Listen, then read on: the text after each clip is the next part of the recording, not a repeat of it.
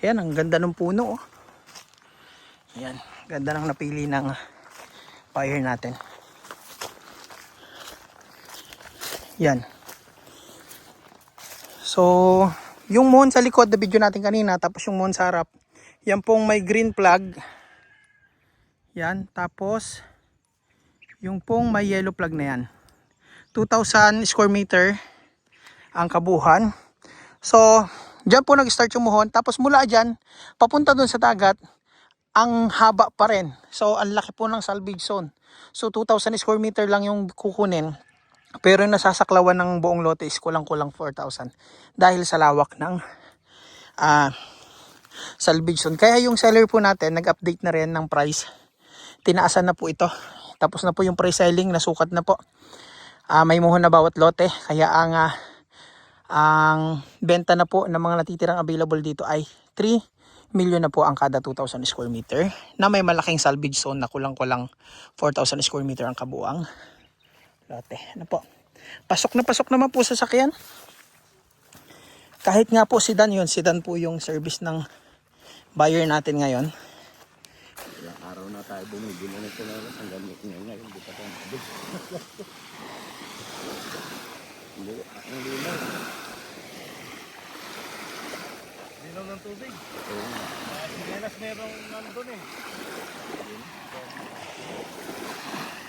May koral dyan eh. Linaw. Sarap niya mamana. Meron po. Kasi ayun.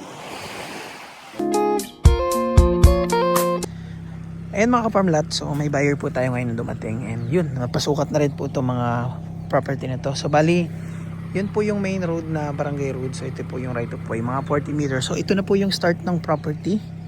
Ano po, mula po dito pala yan. So napakalawak mga ka-farmlat kasi yung salvage zone pala nito ay nasa 2,000 square meter. Kaya 2,000 square meter lang yung bibilin mo, pero yung masasaklawan mo is halos 4,000. Dahil sobrang lawak ng salvage zone. Kaya nag-increase din ang price po ang seller natin dito. So yan po si sir yung buyer natin ngayon. Ayan.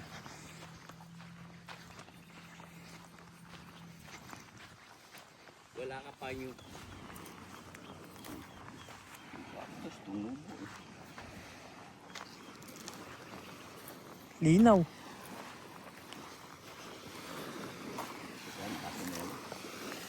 Ilang araw na tayo bumibili ng tunalas ang gamit niya ngayon. Hindi pa tayo mabili. Hindi, ang linaw. Linaw ng tubig. Oo nga. Sinelas merong nandun eh. May koral dyan eh.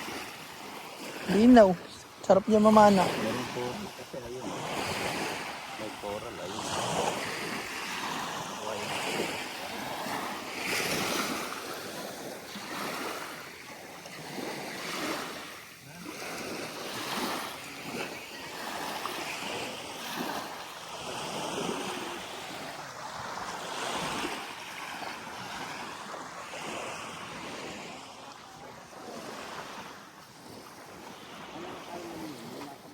Yan po yung alibihaba na nakikita nyo. Yan no. Sa Google Map kanina. Parang mga ano kasi. Sabagay hindi kasi kasama to. Kaya hindi niya yan. Apo. Doon ang muhon eh. Kaya hindi nilagyan. Doon na lang natin tingnan. Pero yan po ay kasama sa lilinisin. Oo, bago nga. nila i-turn over po sa inyo. Itong harapan. Yung harapan na yan hanggang po.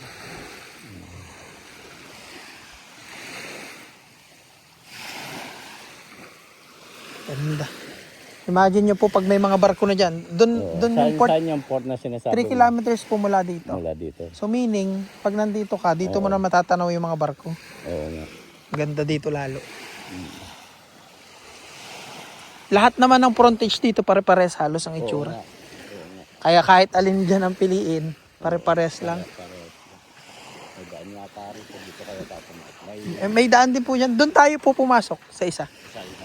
Yung, Mula doon sa dulong lote. oo. Yung nireserve ng buyer. May ano. May coral yung ano dyan. Ayun.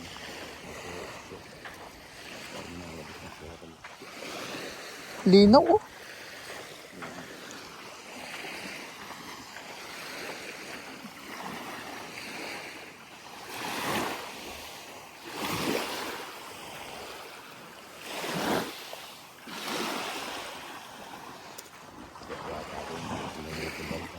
Buhangin. Oo. Ano, parang table.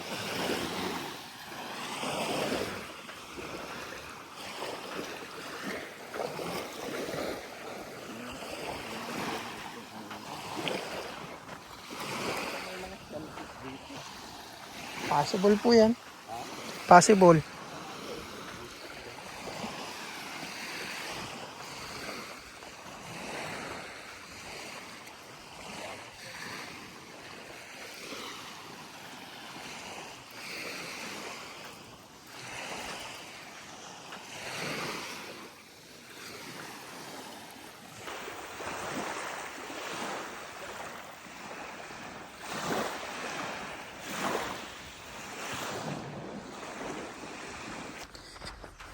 Yan. Buhangin na agad dito. Papagano na po tayo. Yan, hanggang dyan sa may bangka. So, panalong panalo yung salvage zone po natin. Sobrang lawak. Yan. Pa. Ito, salvation. Salvage zone na po yan. Lawak. Ito yung... Dito lang mag-umpisa yung mga muhon. Oo. So, meaning yung lote hanggang dyan sa unahan. Oo, nasa unahan doon. Ito maganda pag nalinis po. Oo. Overlooking yan. Actually, kung ako mag-web mo rin, siyempre na... So, yan po ang 7. Ito pala ay 6 na. Yan na ba yung available? Apo, 6, 7. 6, 7. Nasaan na? Tapos yung 4. So, kasama yan, no? Alin po? Bawa, ito Kasama isa po yung yan. Kasama yan, no? Oo, kasama pa ito. Oo nga. Yan. Malawak. Kasama pa yan.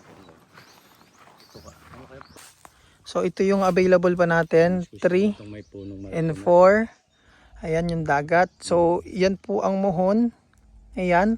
Malayo po dun sa dagat. So, ibig sabihin yung salvage zone na yon. So, pag nabili mo to, Hanggang likod. pwede mong iaano mo na, wag mo nang paputulin yan. Oo. Di ba?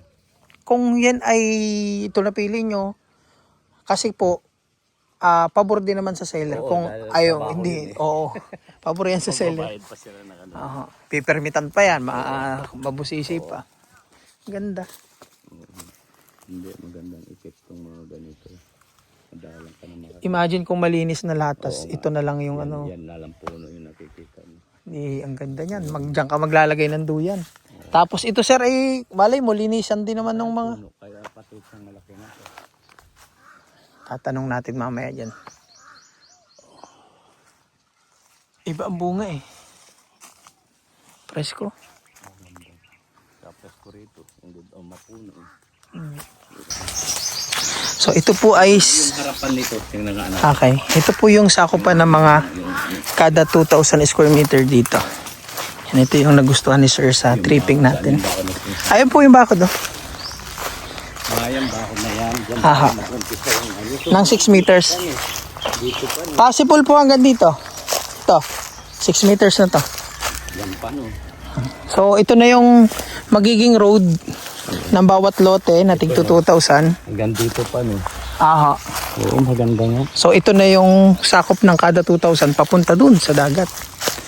So, paano uli ito? Yung 80% kaagad ba yun? O 100,000 reservation para wala nang pumili nito. Oo, tapos pag nabenta na lang, sabay-sabay kayo magbabayad ng Aha. Pag puno na to, sabay-sabay. Pero kakaltas naman yung 100,000 na yun. Oo, deductible na yan. Yung instead na 2.4, 2.2 na lang ilalabas mo nun. Tama po. Mag-reserve ka lang 100,000. Di ba? Ganun. Aha. Ang ganda nga naman. No? Oo. So ito yung tree. Possible. Mapuno rin naman yung tree. Malilom. Ito yung likod ng tree. Ito yung likod ng 4 yung nagustuhan ni sir. Ganda oh. Pero sigurado kayong ito yung po? Sure po. Puno. Ayan oh. Ayan yung muhon. Oo.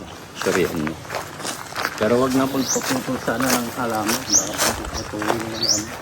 Ayun yung green eh. Oh.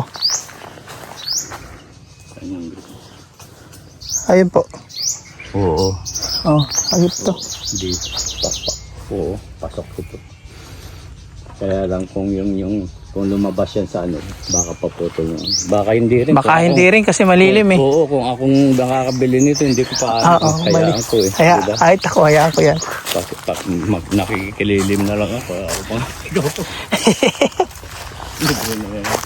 Maganda ang likuran kasi may presko. Ito siguro. So, halimbawa, nagbigay ka na, mga ilang buwan kaya yan 6 months bago magkaroon ng ng kompleto na mabenta lahat. Oh, wala pong 6 months kasi ubos na yung Kapalungga, ubos na yung Santa Elena. Oo nga.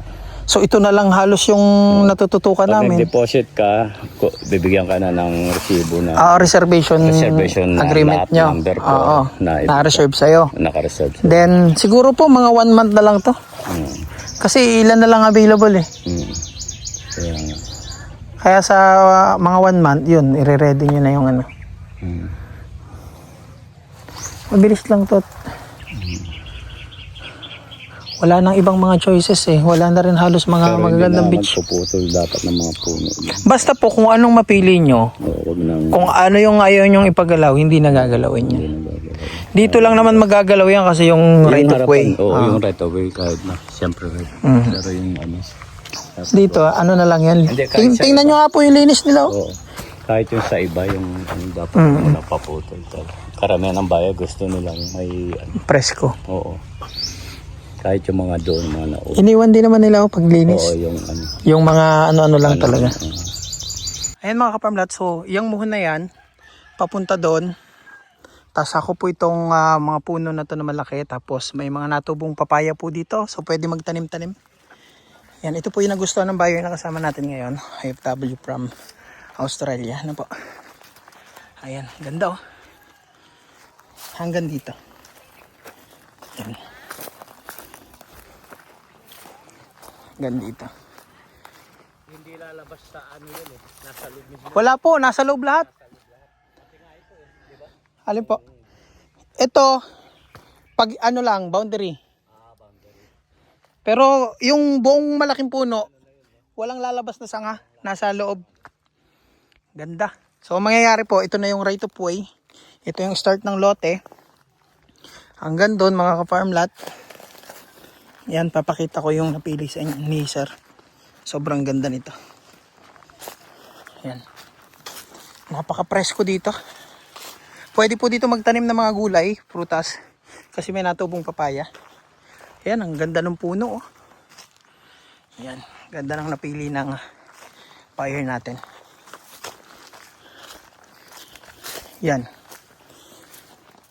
So, yung mohon sa likod, na video natin kanina, tapos yung mohon sa harap, yan pong may green flag.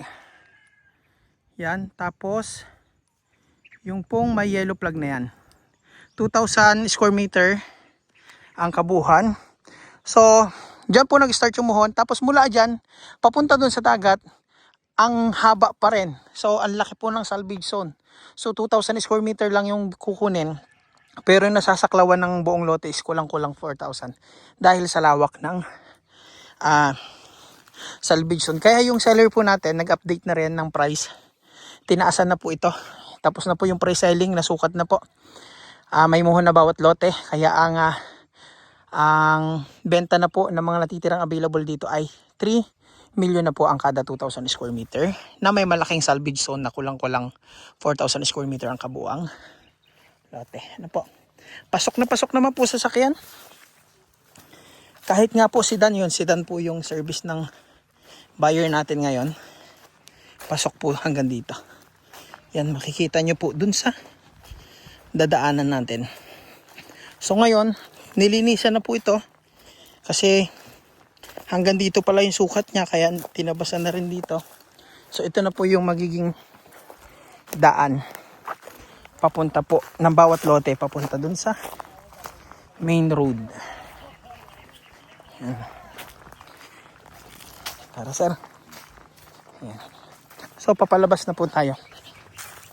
So ayan, dumaanat po tayo sa lot 3. Yan. Galing tayo dun sa lot 4. Yan. Then lot 2, lot 1. Ayun na po yung service ng buyer natin. yung sedan. Ayun.